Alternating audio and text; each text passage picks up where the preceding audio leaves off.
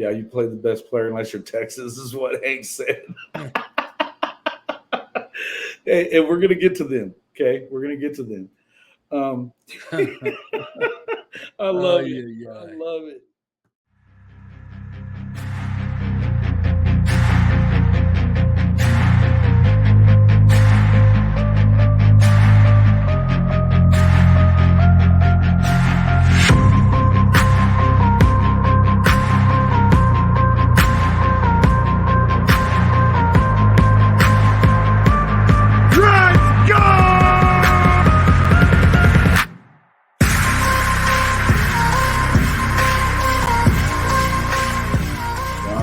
Spurrier and Bowden. Which quarterback rooms? Yes. So which quarterback room? And so I kind of went off of what you saw out of Barry in the Oklahoma. I think he was a little off on some stuff, right? He had some rankings a little out of whack. But let's say starting off with I think the number one quarterback in the conference coming into the season is going to be Jalen Daniels. I think that he just has everything that you need. He can throw it, he can run it, and they started off 6-0 with him playing, and this is a team that had won 2 games the year before. The second, and you can push back on this if you want to, but it's Dylan Gabriel. The guy came in, he led a top 15 offense in the country with Jalen Daniels if he's healthy. Yeah, I get it. And but Dylan came in and he led a top 15 offense in the country despite missing 2 games with injury, right? And I think that Dylan Gabriel's I think he's definitely an alpha dog. Well, Coach, kids. He threw for over 3,100 yards, and he had 25 touchdowns. Yeah, had 6 interceptions, but he also had 6 touchdowns on the ground too. So, right. I think he's definitely, as much as I hate to say it, I think he is number 2. Right. And then I've got Quinn Ewers. I would tell you that Malik is probably right there with him. I actually probably like Malik Murphy a little bit more than I like Quinn, and not in terms of necessarily throwing the ball, but I think in his overall talent, he's big, he's strong, he's fast. He's got a few things that he can do a little bit more, right? But I think that where we are, yes, and James, when Daniels is healthy, yes, they're an 8-win team. And this is 2 years after being a 2-win team, right? Yeah. And Hank said it perfectly. Dylan has a lot more around him, right? So I'd go with Gabriel at number 2. He had the best numbers in the Big 12. Yeah, he was better than Quinn even. And I believe that Quinn I think the guy's an NFL quarterback. I do. I think that arm talent wise, he's got that. I think that he's got some work to do. And what I would tell you is he needs to show that he's that NFL guy this season, I believe. Because if he doesn't, I think that they're going to probably replace him. I do. And I think if you're Texas, you got to hope that you're putting Arch on the shelf and redshirting him, because he didn't show much. I don't even know that he has the arm strength right now. I just don't. But I think that right now you've got the future at quarterback at Texas right there in those 2 guys, and I mean we're going to see what I think is going to be interesting. But so number 4, I'm going with Will Howard from K-State. We'll just run through them. Tyler Shue from Texas Tech at number 5. John Reese Plumlee of UCF at number 6. Blake Shapen, number 7. I think that obviously he may or may not even win the job. Sawyer Robertson looked probably a little bit better in that spring game. Agreed. Keaton Slovis out of BYU would be next at number 8.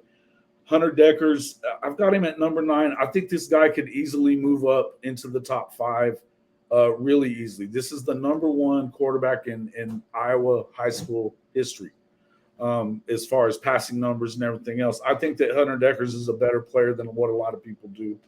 And I agree with that, Jason, because, he also threw for over 3,000 yards and, he had 19 touchdowns. Right. He's pretty tough. And I agree with you. I think he's going to be higher than 9. Yeah. Yeah. And so, yeah, and I agree. I think that and then obviously you got to go out and show it. I mean, they had a tough time offensively anyway. They had a top 10 defense, but they just lost a lot of close games last year. I think Iowa State, I'd said last year that I felt like they could be that K-State team that could ruin it for one of the favorites, right? I said them and K-State. It ended up being K-State. I still feel like Iowa State is that team, right? I would agree. They're going to be a pain in the ass for those teams that are at the top, right? They can ruin their year. Yep. Then Chandler Morris from TCU. I probably have him down lower than a lot of people do. I think that he's got to show something. Now, obviously, he had won the job in the preseason and got hurt in the Colorado game. Well, he never ended up making it back.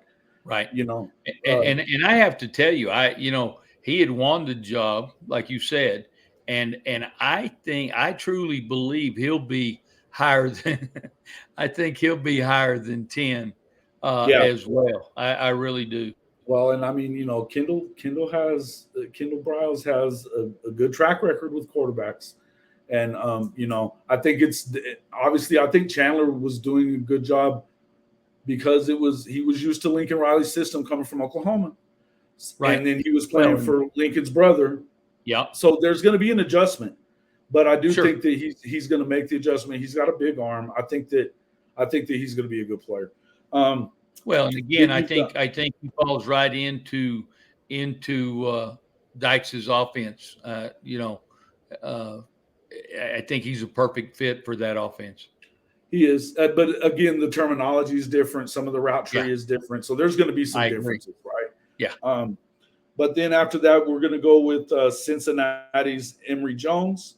Don't know everything I've seen about him. He looks like he's going to be a good player. And I only say that because the guys after that, you've got Alan Bowman. I really don't think a ton of Alan Bowman. And honestly, if somebody brought it up that Little Gumby ought to be in this list, I really think he's the best quarterback at Okie. Yeah. I do. I don't know why he's not the guy that they're talking about. I think that Rangel had some moments that he thought that he looked pretty good too.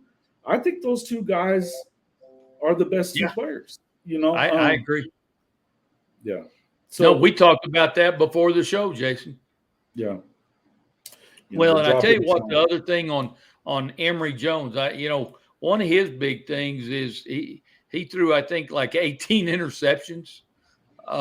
He's got some INT problems that he's got to fix. Well, that means he's going to sling it around, though, too. That he's not afraid to try to fit them in there. Right. And you would like a little bit of that in your quarterback, well, too. Yeah, 33 touchdowns.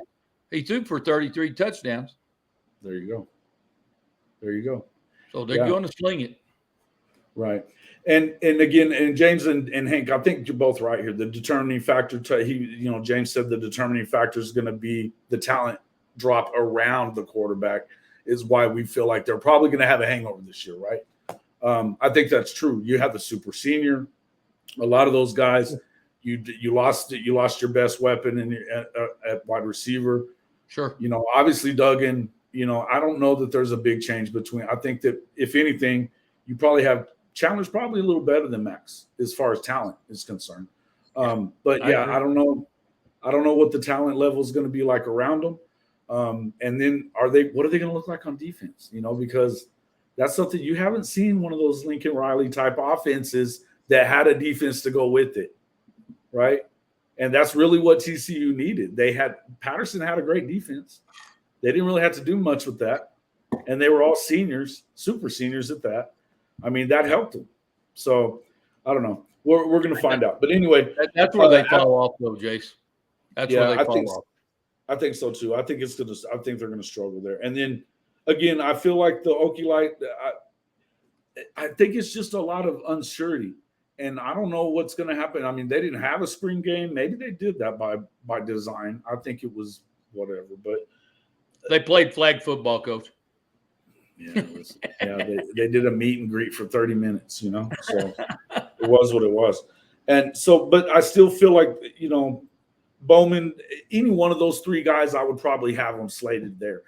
I feel like Little Gundy could probably be one of the better quarterbacks if they gave him the opportunity. I don't know why Coach Gundy doesn't throw him out there. I don't know. It doesn't make sense to me. But let's talk. Then I would probably say Garrett Green at West Virginia. Then you're going to look at Houston's Lucas Coley, the transfer from Arkansas, or it could be Donovan Smith, the transfer from Tech.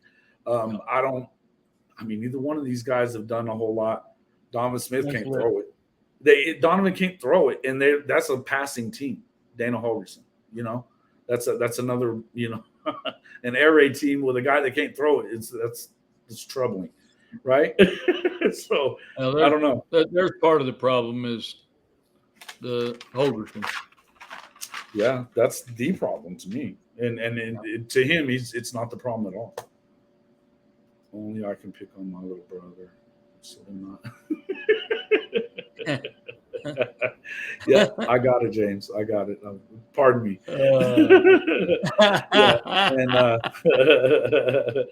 All right.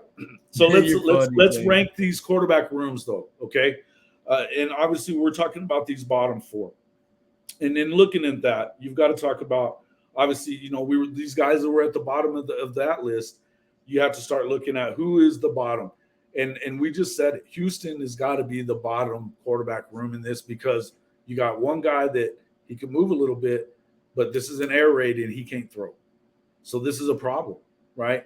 And then the other guy, he didn't do anything at Arkansas. You know what I mean? And even playing with Kendall. So I don't know what you get out of this team. I think coming into the season, you have to say they're both transfer guys, not unproven, right? So to me, you have to kind of put that in terms of these guys are the bottom. Would you agree? Houston. Yeah. Next, I'm probably going to be with West Virginia. I really like Garrett. I really do like Garrett Green. I think that he obviously had a good game against Oklahoma. He was kind of coming out. He's young. It looks like Nico Marchiol has pushed him a little bit, and there may be an opportunity for him to supplant him from what I'm hearing from Coos. That being said, that when you don't have one, when you got two, you don't have one. So until we see whatever out of them, and I still think Neil Brown's dead man walking. So I would probably put that at the bottom. Next one there. After that, let's see. So that's number 13, quarterback room. Number 12, Cincinnati. Again, they had a starter that left,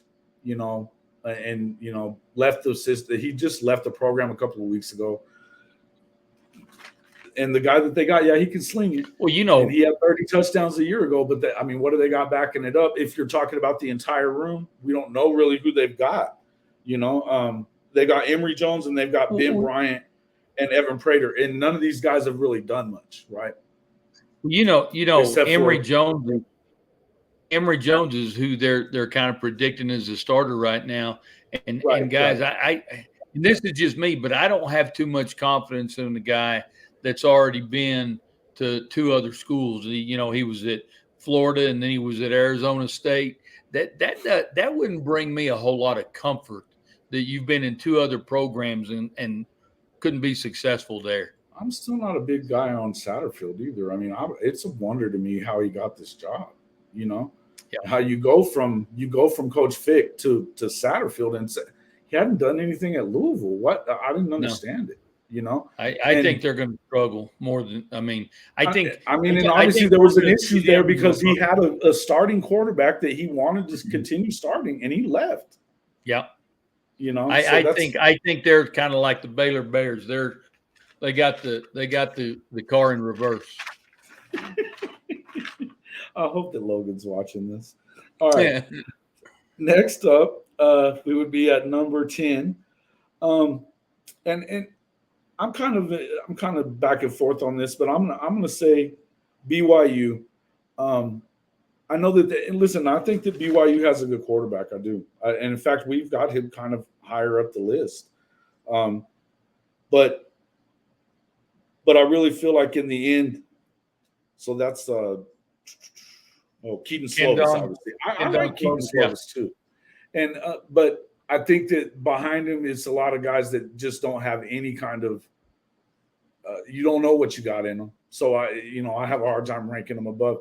I think that Oklahoma State, again, I don't know what I think of Bowman, but I think that if you get to Rangel and Little Gundy, and I know a lot of Oklahoma State fans will probably kill me over this one because they don't agree, right? I would say that if you get to those two guys, you're probably good. Oh man, and speaking of that, I can get Cody in here and have him kind of talk about this. Actually, let me get him. While you're saying that, talking about Slovis at BYU, I mean, there's another guy, 3,500 yards and 30 touchdowns, 9 interceptions. But he, again, guys, and again, my confidence level as a coach is not real high. He was at USC. He was also at Pitt. So another guy that's been in 2 other programs. And well, the only thing about that is that obviously the USC thing, he left whenever Lincoln got there, and he wasn't the only one, right? Right. And I won't necessarily blame that one on him. What happened, and then whatever happened at Pitt, who's to say? Yeah. But I'm telling you, that's just my take, Jason. Is right. If you've been to 2 schools, I got to be a little shaky. I got to be a little leery. That's fair. That's fair. No, I understand what you're saying, but I would just say that it's one of those deals where I don't want to like blame it completely on that guy. No. And I hear that. And as we were talking about, we were just talking about Coach Prime, that he more or less pushed everybody out. The same is true for for Lincoln last year. So I mean, he wanted them all gone. Did Lincoln get crucified for that? No. Unless you were an Oklahoma fan. I just asked. Unless you're an OU fan, he got crucified. Of course. Oh, okay. All right. Slovis equals JT Daniels. That's where you feel like. Yeah. Okay. Cincinnati is going to be the next West Virginia. Routinely went for. Okay. Yeah. I think that West Virginia can be better. I mean, we've known that program to be a good program. I think that they need to get the right guy in there. I think they do. And speaking of West Virginia, did you hear that stuff about Huggins?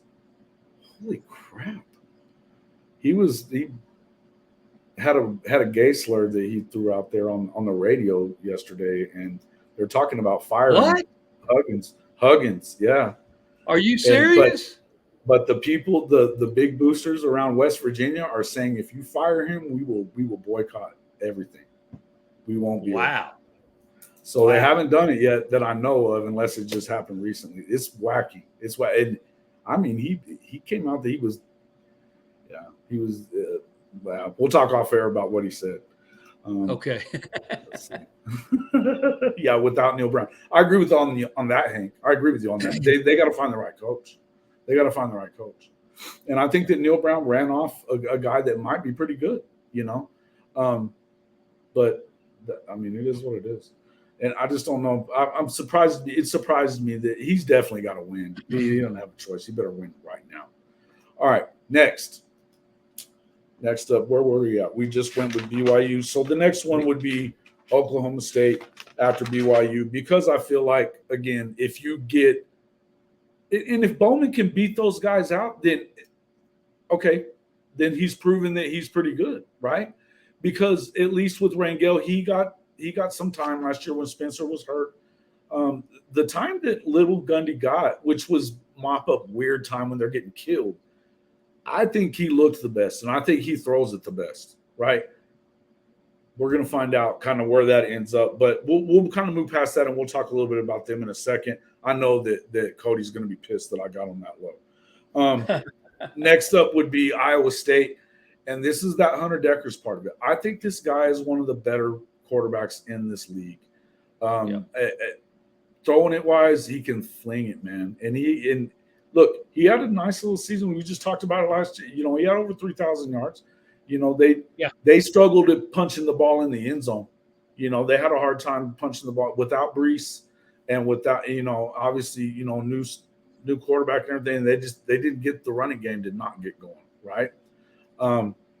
So but I do feel like with Deckers and then their backups coming through, these are highly touted players, and they just seem to kind of get it right there at Iowa State. And this is, to me, more than anything, this is a I believe in Matt Campbell and them. I love the way he loses his shit on the sideline, but I think he's a good coach, man. I do.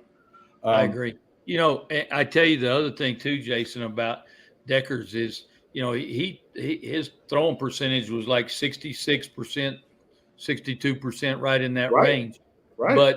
But that's a real positive thing, but it's also a negative thing because everything is short passing game, and they're not stretching the field vertically, and I think that's really could cause, you know, some issues for him as far as being able to vertically stretch the field.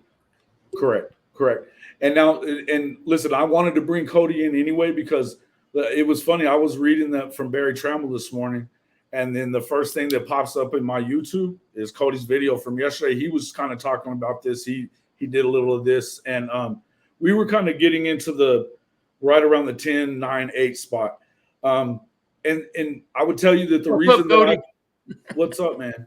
So welcome back to the show, Mr. Oklahoma State. And you guys got to check it out. He had our favorite Oklahoma guy. If you're an Oklahoma guy, your favorite Oklahoma State guy is who? It's always going to be. Tell us who you had on there. Doug Gottlieb, baby. Oh, we love us some Doug Gottlieb, baby. So yeah, screw that guy. But he is going to be on his show, and good job on you to get him on your show, man. And like I said, it's a little overachieving pain in my ass right now lately. Freaking Cody, man. Okie fucking light. You know, it's funny you say that, right? Whenever I got into this job, in my mind, it was going to take me a while to chop down some of those trees. But realistically, man, it's just like the dating world. You ain't getting nothing unless you ask for it. And ironically enough, man, typically when you ask, you'll at least get an honest answer. And if the answer is no, okay, cool. What do I need to do to get my show to a level where you can come on, right? It's just it is really cool to have him, especially for O State Nation, on the show. Right. But, you know, his reach that he has through his time at ESPN and Fox, and he continues to have a major reach.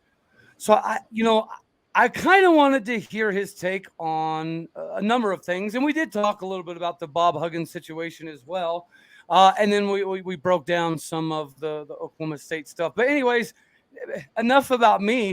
If you notice, for your audience only, I didn't wear orange today. Huh? What?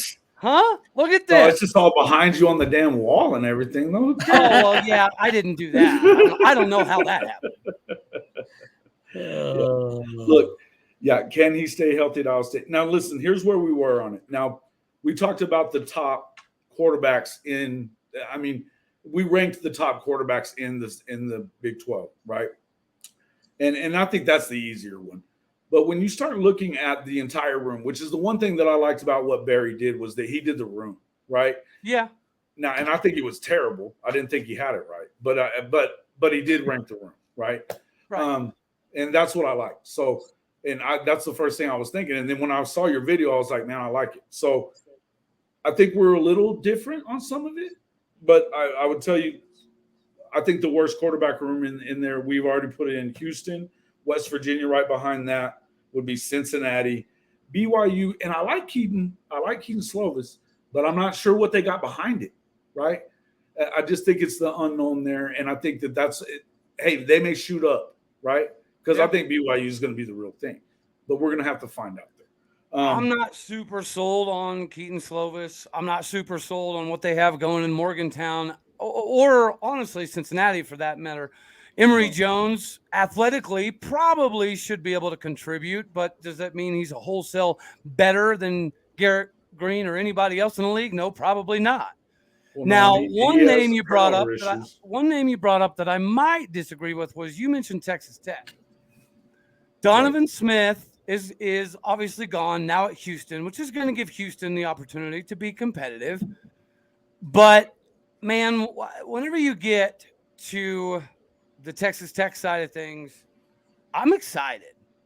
Listen, we haven't got to them yet. So we haven't got to them yet. I like where they are quarterback wise. I think that the guys they got rid of was what they needed to do. Yeah, and I like, I really do like Smith, right? Donovan Smith going over to Houston. Right. Well, but the fact that Coley guy is still pushing him for the job, it either means the Coley guy is really good or Donovan Smith isn't quite what they thought he was. So I think it's fair to have them that low. 100%. Yeah, listen, and here's what I really think. I think it all reflects what I feel about the league. The league right now. I think that West Virginia and Houston are the bottom of this league. Period. When it comes to those two programs, and I think Cincy's right there. Now, BYU being next, I don't think they're at the bottom of the league. But I'm talking about those bottom three. I think that when you start looking at it, it starts and ends at quarterback.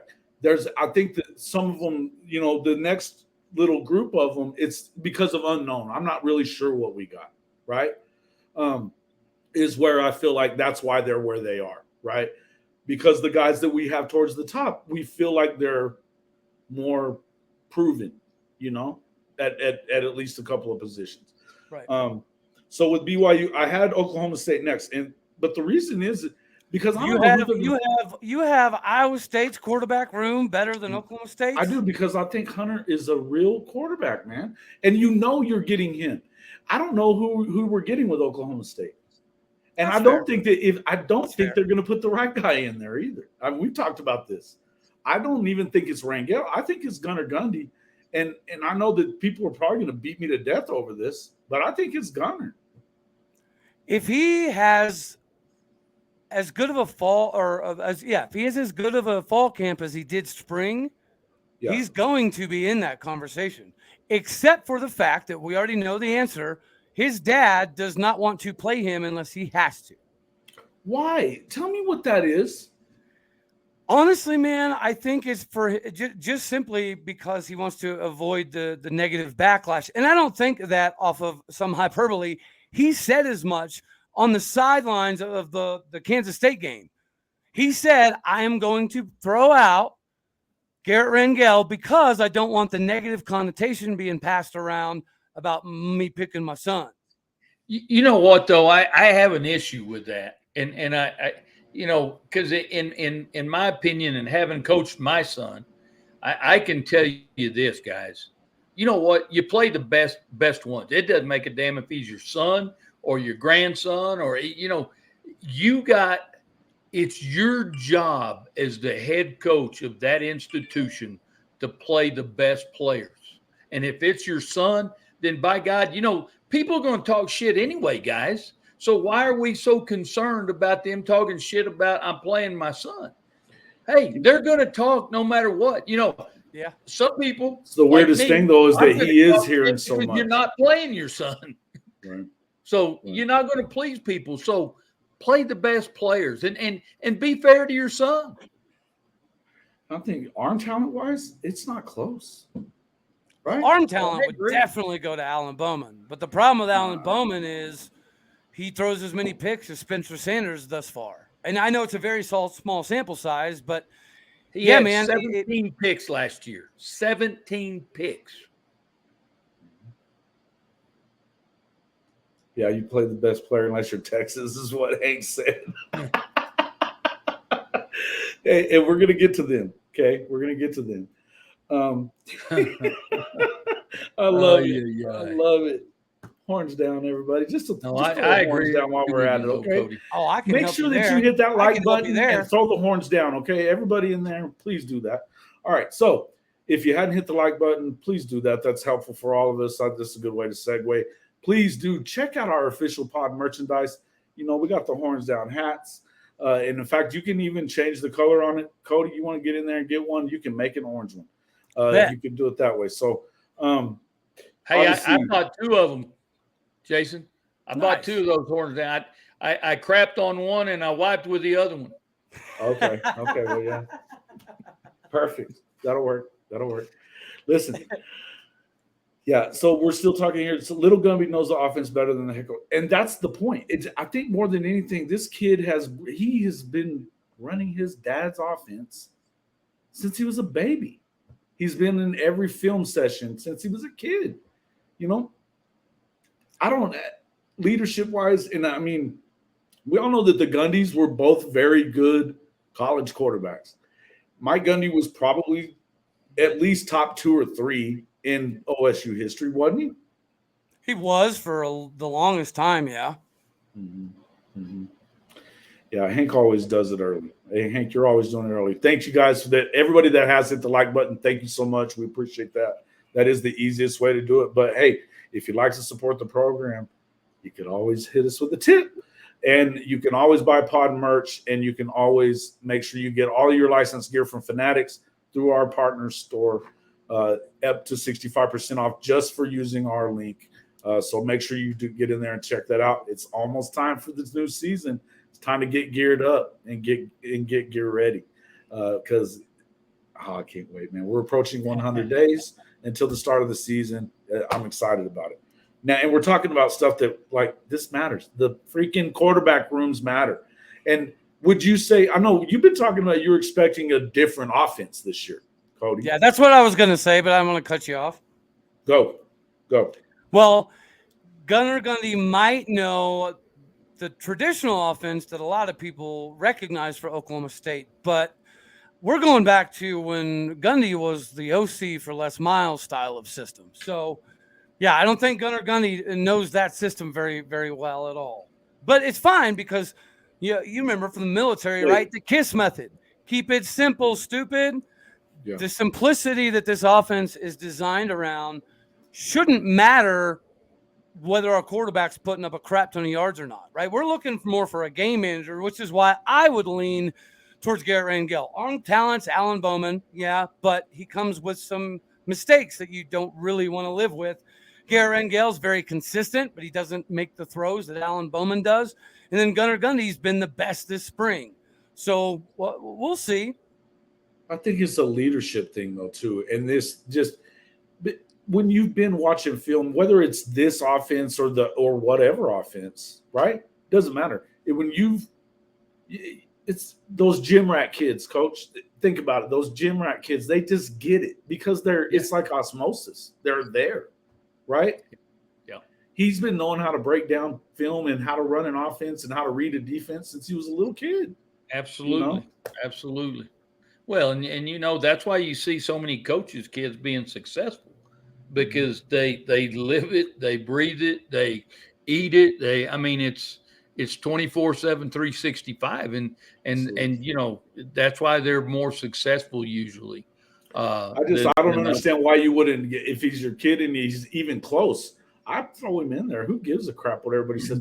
Hell, but it's weird though. It seems like he's got rabbit ears right now. He's hearing everything, right? But here's my question, guys. As the coach. I mean, if he's got rabbit ears about that, he's got to be having rabbit ears about all the other shit that's being said too. He does. So you know what? You can't live with listening to the crap. I mean, right. You got to get that white noise. You got to get that noise out of there and focus on your team. And I think he's letting some of that affect him. And if he allows that to become an issue, it's going to affect the whole, not just his son. Right. Thank you so much for the super chat, Miss Adela. You didn't say anything with it, but I'll just go with the last thing that you said. Well, it was talking about your overtime. But thank you so much, Adela, for being a big supporter of the program. You help us as one of the moderators there in the comment section. She's been on the show before as well. Thank you so much for the super chat. Next thing that comes up there, perfect. The noise we're hearing right now. What noise? What do you mean? Oh, the noise. Oh, you see? Okay, Sean. I still think you're an Okie Light fan, bro, and that's why you're in here trolling all the time. I know it is. I know it, bro. He said Arkansas, but then he's been BSing us. Keep talking trash, Sean. I'm gonna figure it out one of these days. We're gonna get you on the show. Do you know Sean? There, Cody? No. Are you sure? Okay. Oh, you guys are lying. I already know. Sean's actually a Notre Dame fan. I don't know who is he. I'm really lost on who he's a fan of. When Tell he him, Sean, started, you're Irish through and through. right away when we started this program, he was busting our chops from day one. That me and Bryce killing us, right? Just killing us. He was one His of the true first name guys is that watched Sean the program. O'Leary. Yeah, he was just killing us, man. But but it was funny because I kept going back at him and he kept coming back at me, and then we ended up, we were okay with it. It's kind of the same with me and Cody, and even me and you, we trash each other all the time too. So he's one of my favorites. Yeah, USC. I won't doubt that because you're always taking up for freaking Lincoln. So yeah, whatever. It's always something new though every day. So I don't know who the hell he roots for. I know he doesn't root for me, but because he's trashing me all the time. But hey, and I don't think he's an Oklahoma fan for sure. All right, next up on the list. Let's go from there. We're going to go to Iowa State. I was going to say, bro, you better go Iowa State here. Yeah. It is Iowa State, and it's Iowa State because I think, as we talked about, Hunter Dekkers he's the #1 high school quarterback in the history of the state of Iowa. He had a good season last year. They just couldn't get anything in the end zone. He had over 3,000 passing yards, bro. Yeah, because they were playing from behind 98% of the time. Come on, bro. They had a lot of close games. Come on, man. Whatever, bro. They weren't punching it in the end zone for sure. They definitely weren't. And he's got something to prove there. But I know that I know for sure what you get in him. He can throw it. They expect, if he stays healthy, I think they're gonna be okay. Right? I think they're gonna be okay. I had high hopes for Hunter Dekkers. I honestly didn't think that there would be that big of a drop off. Obviously, what Brock Purdy was able to do in the NFL, huh? Wasn't Oklahoma State recruiting him pretty hard too, Dekkers? Who? Hunter Dekkers? Yeah. Don't catch me lying to you. I can't recall, brother. Okay. All right. Well, and I tell you what, another thing with him, guys, too, is he's another one of those guys that we've talked about, a few of these guys that he needs to be able to stretch the field vertically a little bit because he, everything he throws is short passing game. I think it was under 7 yards per catch average. And so I think that's a big key for his success this season is to be able to throw the deep ball a little bit with success. Right. And he has the arm. It's just a matter of accuracy, right? Right. Well, and he had 14. He's another one, high pick rate. He had 14 picks. He throws a lot of ducks. But a lot of that comes into that trying to play from behind too, where you're trying to fit balls into areas that you probably shouldn't. Sure. I think he's got arm talent, but I think that obviously they needed to do better. They didn't run the ball well at all, and in that when you played a lot of defense and you got to have some balance there. And when Iowa State was good, it was Breece Hall, and it was obviously they were running the ball first and foremost. Well, they had Montgomery right before Breece. Montgomery, right? Yeah, man. Look, exactly. It was nice. Again, I still think that they're doing a good job there. Matt needs to kind of turn it around this year, I think, but I think he will. Again, I still feel like that's one of those guys that's one of those teams that can wreck it for one of the contenders. I said this about them and K-State last year. I still believe the same thing about them. They're a step or two below, but I think that they're going to still be a pain in the ass for a lot of teams. Well, and anybody has to. Oh, sorry. Go ahead, Coach. No, go ahead, Cody. If anybody has to go to Ames, Iowa in late November, early December, that's an absolute disaster. You do not want to go to Ames, Iowa in November at all. Right. Oh, those are beautiful days out there. Oklahoma State was undefeated going into that game, right? 2 years ago. Oklahoma State's undefeated going into that game the week before the game. Yeah. And so dude, Iowa State's burnt us a couple times when we're having massive seasons. So I hate playing them. I could do without it, but luckily this year we have them first game in the conference season, so we don't have to worry about that November crap. Good. Yeah, it's a better deal, right? Yeah, heck yeah, man. I think it's the game before Texas for us, so it's going to be earlier in the year too. Well, and I tell you, as we're talking about Hunter, I really think the key to their success lies in his hands quite a bit this year. Sure. If he has a good year, they'll have a good year. Defensive problem. It's damn sure not a defensive problem. They've had a top 10 defense for about 5 years. Yeah, I have no idea how Aycock is still in Ames, Iowa. I know people have offered him the bag. He just won't leave. Right. Yeah, I don't know. Yeah. Man. It's pretty wild, right? That's the 7-win stay. But his 3.35 is like the gold standard in college football right now. Mm-hmm. Yeah. It is. What are you teasing about? No, I was just laughing at. He was talking about Iowa State has a bit of K-State in them. They love to play spoiler. No, that's what I've been saying. This is who they are. And I said it about them and K-State last year. If you watched our predictions leading into the season, when we were previewing each Big 12 team, that was what we were saying. You know, these are gonna be the teams. One of these two teams, or maybe both, is going to be who screws it up for one of these contenders. And K-State certainly did. And I mean, we were all picking Oklahoma State to be right near the top. And of course, you know, we know what happened in that game. And then they did the same thing with Oklahoma.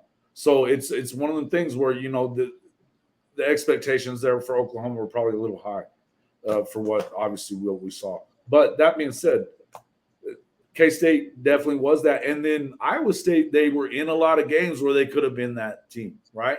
Mm-hmm. I mean, they almost beat Texas. I mean, there was a couple of calls that go the other way. They beat Texas too. You know? Yeah, they had some close ball games. They do.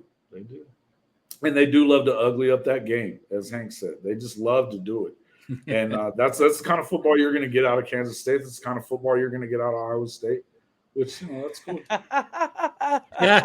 Iowa State drops them nuts. Yeah, they do. Amen, John.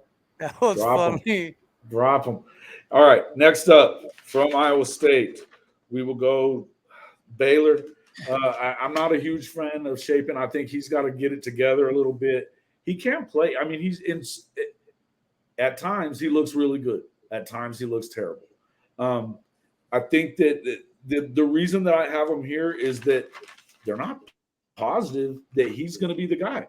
You start looking at obviously with Shapen, it's going to be Sawyer Robertson is the guy that is supposedly the backup at the moment. But I was talking to Lone Star Logan earlier, and he was saying that him and Christian were both saying that they felt like Sawyer probably ought to be the starter. They're probably going to give it a Shapen anyway. But so that tells you that they've got some strength there, even if it ends up with the backup. You know, again, this is that prove it stage. We're going to find out where these guys really fall in later on. This would just be a prediction for me. Anybody thoughts about that? What do you think about Shapen? I don't think he'll be the starter when it's all said and done.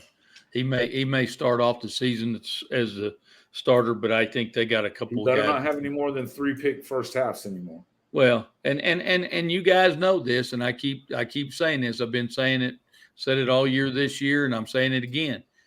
You know, Baylor Bears, they got the car in reverse. They're going backwards, guys. They're not moving forwards. Yes, you have been saying that for a long time. It pisses Logan right off. I love it. But guys, look at the facts. Look at the win-loss records. Look how they've been playing. They're in reverse now. Yeah. Hopefully they, you know, and I like Baylor. Shoot, I think Dave Aranda's I think he's a genius guy. As defensively, he's a genius. I think they're struggling with something there, though. I agree that there's something wrong, and I think that Dave maybe. Well, he may be coaching for his job this year. Yeah, no. I would agree. I think he is, man. You can't go 2-7, then win the conference, and then go 6-7. And then have another bad year to back that up. Something's wrong. Well, if he's less than 500, yes, he's going to be battling to keep his job. I think he could be, man. I think he could be. I don't think that they're knee-jerk reaction types at Baylor, you know, with who they have there. But I do think that he can't afford to have a bad season and then definitely enter next season in 24. You better win then, and otherwise you're screwed. But I think consistency is an issue. I think consistency is an issue there. Yeah. I think I know who they're going to go after as their next coach. I do too, Joey McGuire. I mean, it's too soon for that, Coach. It's too soon for that now. I think it'd be Joey McGuire. I think that they're already talking about they wish that they kept Joey around and sent Aranda down the road. Can we talk about the elephant in the room with Dave Aranda? He is a byproduct of his own demise last season. He tried to get too cutesy-tootsy with Jerry Bohannon. Like, it's a very admirable thing that he did. Honestly, I remember admirable. Go win. I remember when it happened, right? I was like, you know what? That's a bold move, Cotton. If it pays off, great. Works out for him. But if it doesn't pan out, it's going to be the recipe for what coaches don't need to do from here on out. And that's exactly what happened. Right. So now the case study is you can be a Dave Aranda, but you can also watch your season go down the drain potentially. Or you could not be a Dave Aranda and you play the charades game with your QBs until after fall camp. Something we were talking about earlier, and I talked about it with the Lone Star guys earlier today. But, guys, sometimes it's better to have the guy that can move. You know, Baylor was doing a lot better when they had Bohannon, and he couldn't throw to save the starving birds either, but he couldn't get him down either, right? The guy was quick. He could move around.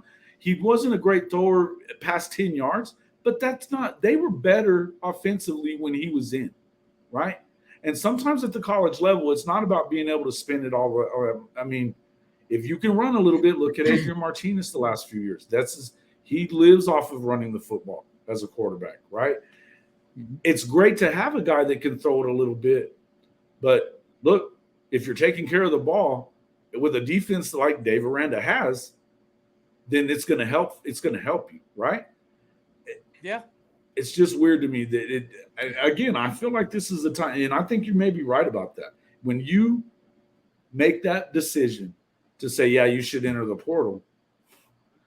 I said this about Oklahoma last year when they automatically anointed Dylan Gabriel the starter when Caleb left, when he announced that he was leaving, right?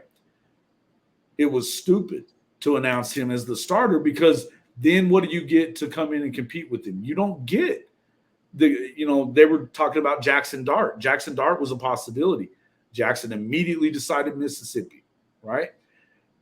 You end up with third stringers and a JUCO kid that, I don't know what happened during the Red River week, but he didn't show up, right? And as much as I was a fan of Nick Evers, he wasn't ready, okay?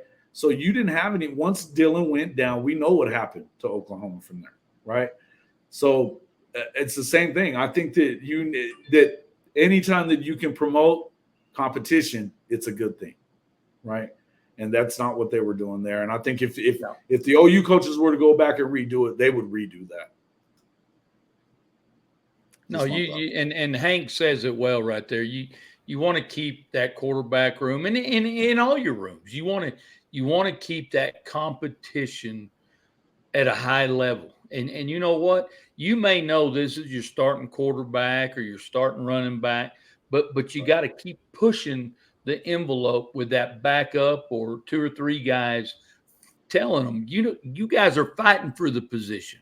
Because now if they feel like they're fighting for it, and then the starter feels like they're fighting for it, that they're all going to improve. And that's got to happen. Right. And I mean, yeah, I think, and even though I think that obviously Levy and then they're promoting Dylan as the starter now, but that's because you don't want to start a freshman unless you really have to, right? You just don't want, even though it's a 5-star, you just don't want to do it. All right, next up, we're gonna go with number 6. We can kind of run through this. Reese Plumlee, UCF. I think that and you've got a guy like obviously Coach Malzahn. He does good with quarterbacks. I like them there. We'll see what happens with them. Again, it's a kind of an unknown coming into this conference this season, but I think talent-wise, this kid can play. Do you think John Rice Plumlee is better than Jackson Dart?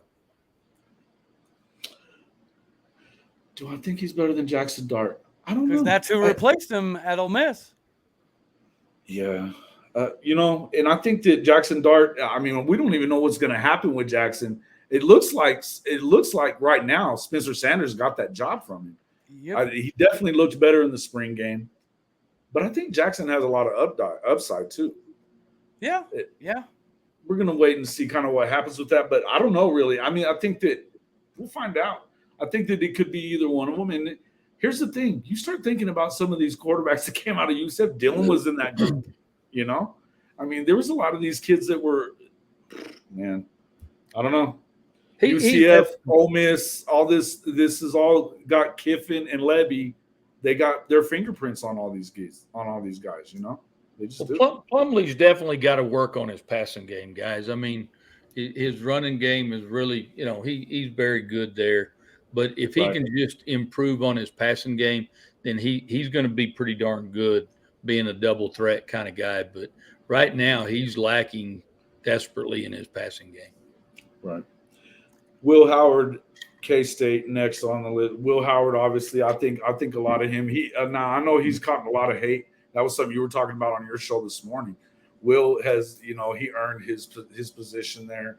They've been trying to replace that cat for 4 years, and he just continues to find a way. He had a huge game against Oklahoma State last year. He had big games coming down the stretch, had a huge game to win the conference championship, right?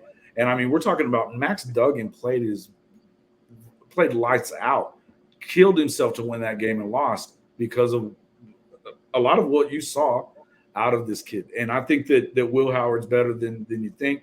They've got some other kids coming in that obviously they expect to – they're probably still trying to replace him.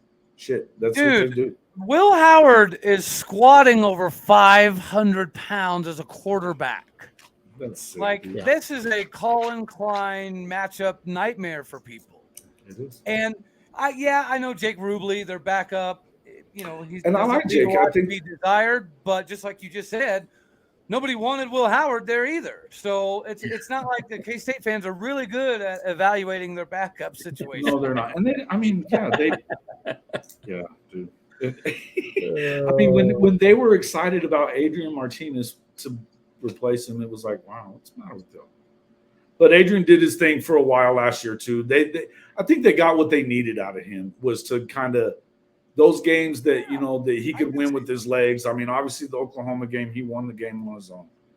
3rd and freaking 26. Yeah, I'd say that's a fair statement. 3rd and 26, and they couldn't stop him. Damn.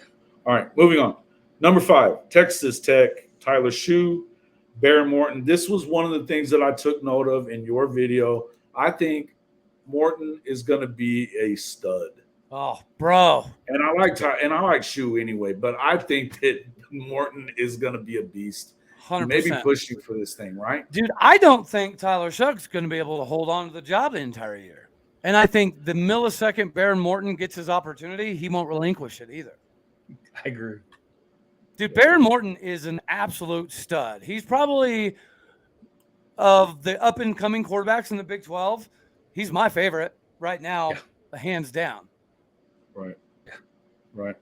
No, I think he's good, man. I think he's real good. And I think that, I think you could be right. He could be a starter soon, and I mean, because I don't know how much Joey really loves Tyler Shuck anyway. I just don't know. Tyler Shuck can sling it, but he can throw it. He can't throw it. But then there was some moments, and hurt. He kept getting hurt, and there was times that are you injured or are you hurt? You kind of wonder sometimes. Yeah, right? And the poor kid's always one or the other. Yeah. Number 4, I got to go with Chandler Morris, TCU. He's got a good coach. The guy is Chandler, and we're going to figure out whether it's his job or not. And again, I still think some of these guys, you could see this guy go to 8, 9. You can see this team go to 8 or 9 if they do what we think they might, which is have a hangover. They could drop out. We'll find out what's going to happen. Now, I would say this is that I believe in Kendall Briles and what the Briles offense does. I think that, and I think that Chandler, we've seen things. He won the job a year ago over Max Duggan, lost it because of an injury. I think you said something along the lines of, it might be a little recency bias here and knowing that they liked him. last year. We'll figure it out. You know, I can see him going up or down here. I can see that quarterback room going up or down here. I'm not sure what's going to happen with TCU. I'm not as high on them as a lot of people are. I really aren't. I don't think they challenge for the conference title this year. I just don't. You got them pretty high on that list for not buying a lot in them. I've got the quarterback room high on that list, but the reason that they won as much as they did, number one, your boys choked it up and gave them a reason to like continue on. No, don't put that on the boys. That was all Gundy. Come on now. Excuse me. I tell you what, your boy. The truth of the matter is, guys, You just not calling my boy. Oh Jesus. The truth of the matter is, a lot of guys tripped up on them last year. Guys, some years you just get lucky. They caught every break. I'm telling you, they caught a lot of breaks last year, and they won 3 or 4 ball games that they probably wouldn't have won. So I'm really interested to see what they come back with this year, because I don't think we're going to see anything close to the same team we saw last year. I agree. All right, guys. And it's good to be lucky, boys. Listen, yeah. I think that their room is good. Their quarterback room is good. I don't think that that's everything. The super seniors had a lot to do with that. And those guys are gone. There a lot of the guys around the quarterback are not there anymore. And I don't even think it's about Duggan so much as it is what are they going to do to support him, right? So I kind of disagree with the spot you have them in, just predicated off of Morris. But I'm pretty sure their backup was a transfer in from Mississippi State. Is that accurate? It is, yes. So yes. I think one thing that Barry Tremmel alluded to, that he kind of got to it, at least with this one, is the depth chart. I think the depth behind him is good enough to push him. And like you said, recency bias or whatever, he was good enough to be the best guy at this point in time last year. Josh Hoover is who you're talking about? Yeah, from Mississippi State. Yeah, so I think the backups there. You at least know how to throw the ball if you're that guy, right? Yeah. Because here, think about it. I mean, these dudes. The one thing I would say about Hoover that the question probably is can he get under center? Because they're going to get under center, some right? They're going to do some of that stuff, mm-hmm. But Brian's offense is. I mean, they may not ever get under center, but they will some, right? I think that if I have a bias towards anything, it's Art Briles' offense. And Kendall is one of the best in the business right now. I just believe that. So no, that's fair. That's very fair. I don't know what they're going to do around that, but I do believe that. All right. But let's move into the top 3. Hey, Jason, you did bring something up though, getting under center. And people don't realize the huge difference from being in shotgun to getting under center. And I watched our quarterback that came in, Sam Hartman, and he struggled a little bit this spring because he was having to go under center. And also and I know this sounds silly, but he's having to huddle now. Never did huddle, never got under center. And those little things kind of got him out of sync a little bit until now he's kind of getting used to them at the end of the spring and looked a lot better in the spring ball game. But those are little bitty things that do matter a lot as you bring that up about being under center. Right. Wow, no, it's the same as like if you're a closer your entire career and then all of a sudden they're like, hey, bud, guess what? You're a starter now. Exactly. Like, it's the same game. It's the same motion. Yeah. But the preparation and everything else is entirely different. So I think you're spot on, Coach. We're going to figure it out. And Jimmy, you may be right. I think that everybody does believe that because obviously he won the job last year. Now, what I would tell you is that Riley offense is not the same as this offense. So there could be a little hiccup there because the terminology is different. The routes are different. The RPO, the RPO is a different deal.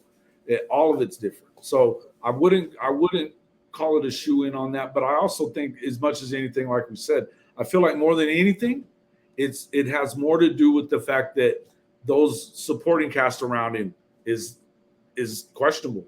We're going to find out. All right, top three quarterback rooms in the Big 12. I'm gonna rattle them off, and we can argue about it after that. Okay. Number 3, I'm gonna say Oklahoma. Dylan, I love, and I love Jackson Arnold, and I would love to be able to say these guys are number 1. They're not number 1 to me because of the fact that Jackson doesn't have any. Obviously, he hasn't had any experience yet. He's a freshman. It's a lot to expect. The Kansas group at number 2, and then I've got Texas at number 1. And the reason I got Texas at 1 is because I think that overall they're as good as you're going to see from 1 and 2.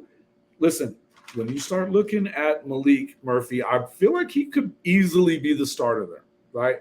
Now, I think Quinn Ewers has an NFL arm. I think that Malik has a big arm, and he's also elusive and strong and big. He could be a pain in your ass in a lot of ways. I think that that's the strongest room to me. I think that Jalen Daniels is the best quarterback in the. I think he's the number 1 quarterback in the league. Jason Bean isn't terrible. I mean, I think you could toss that up. And they both had good, Jason Bean played pretty well at times last year, right? And I do believe that I think Dylan is right up there with the top quarterbacks in the league, right? I think he is. But without Jackson having any kind of experience coming in, I'm not going to put them at number 1 or 2. I'm just not going to do it. And I don't want to drink that Kool-Aid just yet. I think we could have a great season, but I'm not positive. So go. What do we think? I think it's fair. I personally would swap KU and Texas simply because I think Jason Bean is a proven commodity when Malik Murphy is not. Now, just like I talked about in my show, Malik Murphy is good enough to start at 75% of Division I programs right now at this very moment. He's good enough that he could probably play wide receiver for Texas if he really wanted to. So Absolutely. Because of that, speed, size, I think he's an all. I don't have a big debate on 1 and 2. I would just say maybe go KU 1 just because of what Jason Bean has already put on film. Otherwise, I don't have much of an argument with you, Bubba. Yeah, okay. Coach. I would agree. No, I'm good with it. I really am. Right. I think Malik. I mean, and honestly, I think that Malik, he could start. I mean, I think he's that good, And I think that if you see Quinn get hurt, he may not get back in. He just might not, which is bad for him. And I think that the other thing would be is that if he doesn't do, like, let's say he has a bad showing against Bama. He looked good against them last year, right? But we're going to figure it out. I mean, I think that Alabama's going to be better on defense. I think their offense is going to suck. Compliments of University of Notre Dame. Right? Thanks, Coach. We appreciate that. Twice. I would love it if Alabama, beats Texas, but I feel like Texas should win here. Now, let's say that Quinn doesn't look so good, or maybe he gets hurt again, right? You better hope that Malik doesn't get in there, because I don't think that he gets he's just a baller, man. He just seems like the kind of kid that's going to take over that job. Go. Are you muted? Oh, my bad. Yeah. Where did Hudson Card end up? Somebody tell me from the comments, because I'm not sure. Really can't remember. I believe it's where did Hudson end up, guys? Well, while we wait on that, I got a question for Coach. Coach. Yeah. Should we all be sold on Arch Manning? Because the consensus on him is kind of a mixed bag, right? You get a lot of people saying he's very overrated. It's all because of his name. But you also do get some other people saying he's a little bit underrated because he never played the top competition, so on and so forth. So it seems to be all over the place. I don't know how you could be underrated when you were ranked the number 1 prospect in the country. You know what, though? I'll tell you this. I'm kind of a fence rider on this one. I usually don't ride the fence. I'm usually pretty far right or pretty far left on anything. But I'm still not real sold on him. And again, I feel like his name is bringing a lot to the table. But again, and Jason, you said, how can that be? Because he's proven himself. But I want to see him prove himself at this level. And I just again. No, I didn't say he's proven himself. I said that he hasn't. Okay, go ahead. But again, he and at this level, I want to see what he can do here. And again, let's quit talking about the last name and let's talk about the player and let's see what he can do. So, my perspective, I'm not sold at this point. I agree, but I was hoping you were going to sway me the other way. No. Look, no, here's what I think about it. Look, I think that the reason I didn't even bring him up, and obviously we probably should have right away, is that, to be honest with you, I just don't know what's going to happen there. I think that the hope is, if you're talking to Texas fans, the hope is now that he gets a red shirt here, right? Oh, yeah. Because you've got it, and if everything goes the way they want it to, which it never does at Texas, obviously. But if everything goes the way they want it to, Quinn does his job this year. He goes to the NFL, and then Malik takes over. So you're able to redshirt Arch, give him time to develop, and then you get Malik next year. So that would be that's the hope, I think, around Austin. Now, whether or not that's what goes down, who the hell knows? Well, I don't. They can't win with him this year. Well, if they put him in there this year and play, and he's their starter at any point, guys, they're in for. I think that's clear. Yeah. Oh no. I think I think that they made sure to show that at the spring game. By the way. Yeah, he's got to be. He's got to be redshirted. There's no doubt about it. Yeah. Bottom line, I tell you what, guys, and I'll say it with this: they're going to piss it down their leg, just like they do all the time. And Sarkisian, but they still got the best quarterback room, man. They just do. I think they do, but that's what makes it so Texas. Is they'll have the best quarterback room, just like they have the best running back room in the country last year, and they still screwed it up, right? They'll find a way. This is what Texas does. So everybody can rest assured that they may have the best QB room in the country, or in the conference anyway, not the country necessarily, but in the conference, and they'll still screw it all up because this is just what Texas does. I agree. Orange down. All right. All right, so Sark gets fired next year and Arch transfers. No Manning Natty because of their approach. Listen, I don't think that. Well, there hasn't been a Manning national championship yet by any of them. So even not Archie, not either Peyton or Eli. So.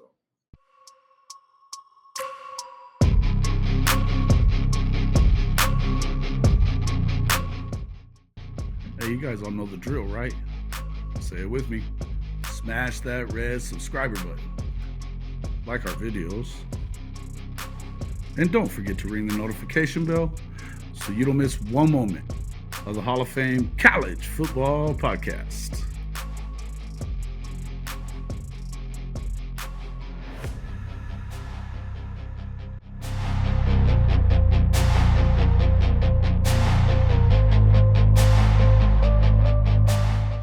Hey, we even have amazing pod merchandise right here in our store. Hey, while you're here, don't forget to check out all these other amazing channels and subscribe to them too.